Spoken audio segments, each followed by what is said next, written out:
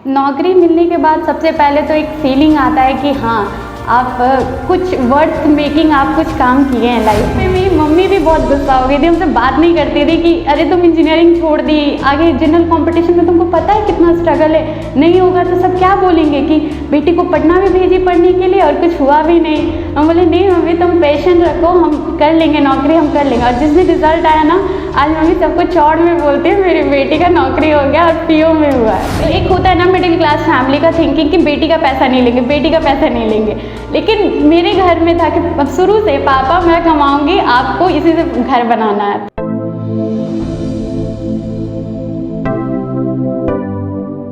Hello, my name is Anjali Kumari. मैं बिहार शरीफ की रहने वाली हूँ।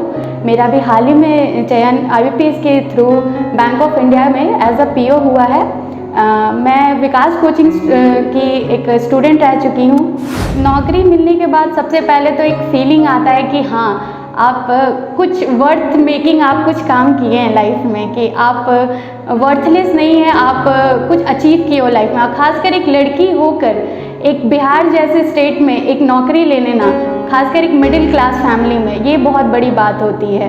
तो इसके लिए मुझे बहुत अपने आप पे प्राउड भी फील होता है। साथ ही साथ मुझे इस बात की भी खुशी होती है कि मेरे गार्जियन जो इतना ज़्यादा मेरे पे ट्रस्ट किए, वो उनका फल मुझे देने का मौका मिला। और साथ ही जहाँ तक नौकरी मिलने के बाद जो चेंजिंग होता है, उसमें ये होता है कि लोगों के आंखों में आपके प्रति इज्जत और बढ़ जाती है। मुझे ऐसा लगा, पर्सनली फील हुआ। जब नौकरी नहीं थी तो ऑब्वियसली बहुत लगता था, इंडिपेंडेंट होने का बहुत दिल था मेरा कि हाँ मैं इंडिपेंडेंट बनूँ, एक नौकरी हो। लेकिन साथ ही साथ जब नौकरी नहीं था तो एक कंपटीशन में जब तैयारी करने में जब लगे तो डर भी था कि चयन होगा नहीं होगा। लेकिन जब नौकरी आ गया है तो ये सब जो भी मैंने अपना जो भी बैक जब देखती हूँ पीछे अपने आप को, तो लगता है कि काफ़ी हर्डल्स थे, पर मैं फाइनली उसको पार करके एक अच्छा नौकरी, जो मेरे पसंद का नौकरी था, मैंने उसको ले लिया। ये महसूस बताने वाला बात नहीं है, ये वर्ड्स में एक्सप्रेस नहीं किया जा सकता। ये बहुत ही ज़्यादा अंदर से एक ऐसा मोमेंट है जिसको हम डेली चेरिश करते हैं। बहुत अच्छा लगता है ये। नौकरी लगने के बाद सबसे बड़ा बदलाव तो ये आया है कि सबसे बड़ा, टू बी ऑनेस्ट, मेरा भाई मेरे को इतना ज़्यादा वैल्यू करने लगा है। पहले बोलता था कि जाओ ना दीदी, छोड़ो, रहने दो, हटाओ, क्या तुम भी बात करें, जब नौकरी लेना तब आना मेरे पास।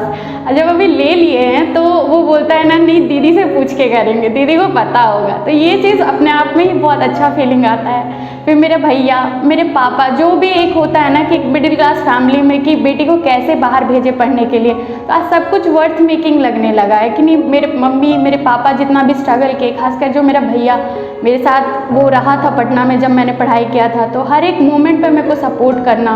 तो गार्जियन बन के, जो फादर बन के जो भैया किया है ना, आई डोंट थिंक कि कोई ऐसा जल्दी, हम बहुत खुशकिस्मत हैं कि भैया इतना हमको सपोर्ट किया है। तो ये वाला फीलिंग, सारा जो भी क्रेडिट जाता है तो उधर ही सब मेरे फैमिली को। सब समाज का ये है कि समाज में ऑब्वियसली कि थोड़ा था कि लड़की को बाहर भेज रहे पढ़ने के लिए, अगर नहीं किया। सबसे बड़ा पॉइंट यहाँ पे ये था, जब मैंने 12th किया था तो मैंने इंजीनियरिंग ड्रॉप करके मैं जनरल कंपटीशन में आई थी।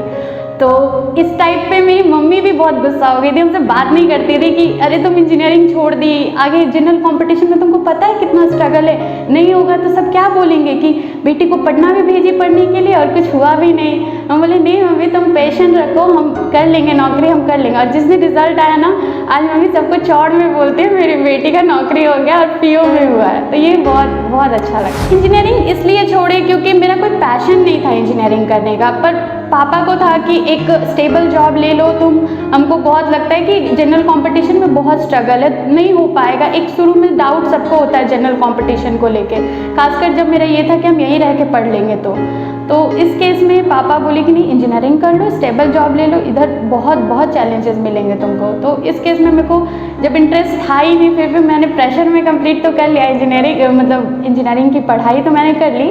लेकिन जब लाइफ में आगे जब कॉलेजेस जब नहीं मिले मुझे मेरे रैंक के हिसाब से, फिर लगा, पापा बोले कि चलो एक अटेम्प्ट और दे दो। बोला नहीं, अब ओवर, अब आपके कहने पे मैंने कर लिया इंजीनियरिंग, साइंस ले लिया, अब नहीं, अब मेरे को जो मेरे को पसंद है मैं वही करूँगी। फिर मैंने बैंक ऑप्ट किया और फिर मैं बैंकिंग की तैयारी करने लग गई। जब मैंने इंजीनियरिंग छोड़ी तो वही मेरे गार्जियन, मेरे भैया वो बोले कि बच्चा तुम्हारे लिए सबसे अच्छा, अभी अगर तुम जनरल कंपटीशन में जाना चाहती हो तो सबसे अच्छा तुम्हारे लिए आर्ट्स पेपर होगा, वो तुमको हेल्प करेगा अगर आगे तुम और हाई लेवल एग्ज़ाम देना चाहती हो, तो उसके लिए सबसे अच्छा तुम्हारे लिए ऑनर्स पेपर आर्ट्स पेपर ले लो। तो मैंने फिर हिस्ट्री से अपना ग्रेजुएशन कंप्लीट किया। फिर मैं बिहार शरीफ से ही ग्रेजुएशन कंप्लीट की थी, तो मैंने यहाँ से ग्रेजुएशन कंप्लीट कर लिया। और फिर मैं जब बैंक की तैयारी भी साथ में करती थी और अपने ग्रेजुएशन की पढ़ाई भी साथ करती थी। हाँ, लड़की होकर अगर आप बाहर पढ़ने जाना चाहती हैं तो कहीं कहीं कोई कोई फैमिली में रिस्ट्रिक्शंस भी होते हैं। अगर मुझे पहले पता होता विकास कोचिंग के बारे में, जो कि मुझे काफ़ी बाद में पता चला, तो ऑनेस्टली बताती हूँ मैं पटना नहीं जाती पढ़ने। पर कहीं ना कहीं पटना जाने का मेरा एक मकसद था कि पापा का जो इंजीनियरिंग वाला बात था उसको छोड़ के मैं दूर भाग जाऊँ, ताकि वो मेरे पे प्रेशर ना दे इंजीनियरिंग का। तो इसलिए भी मैं पटना गई थी। फिर जब पटना में मेरा कोचिंग सारा कंप्लीट हो गया तो मेरे को लगा कि अब ये समय है कि जहाँ मैं टेस्ट सीरीज़ पे अपना ध्यान दे सकूँ।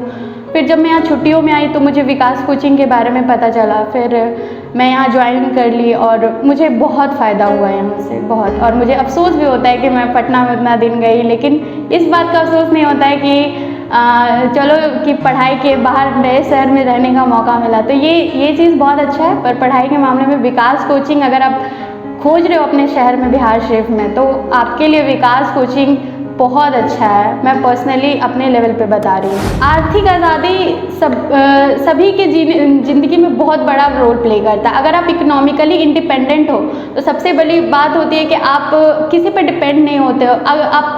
आप अपने मन के मालिक होते हो। आपको जो करने का रहता है, जैसे खर्च अपना पैसा है अपने तरीके से खर्च करते हैं हिसाब से। मेरे लिए आर्थिक आज़ादी के मायने ये है कि मैं जब पैसा कमाती हूँ तो मुझे हमेशा से शौक था कि मैं पैसा कमाऊँ। तो एक होता है ना मिडिल क्लास फैमिली का थिंकिंग कि बेटी का पैसा नहीं लेंगे, बेटी का पैसा नहीं लेंगे। लेकिन मेरे घर में था कि अब शुरू से पापा मैं कमाऊँगी, आपको इसी से घर बनाना है। इकोनॉमिकली लिबरेशन में ये होता है लड़की का, क्योंकि पहले से ही हमारा जो समाज है उसका बाउंड्री सेट है कि शादी के पहले लड़की का जो भी घर होता है उसका मायका होता है, शादी के बाद उसका ससुराल होता है। लेकिन इकोनॉमिकली लिबरेशन मिलने पे लड़की अपना एक घर बना सकती है, जिसमें वो हक से बोलेगी कि ये मेरा घर है, जिसमें वो अपने गार्जियन के साथ, अपने हस्बैंड के साथ बिना किसी के कहे सुने रह सकती है, अपने सपनों को पूरा कर सकती है बिना किसी के रोक टोक के।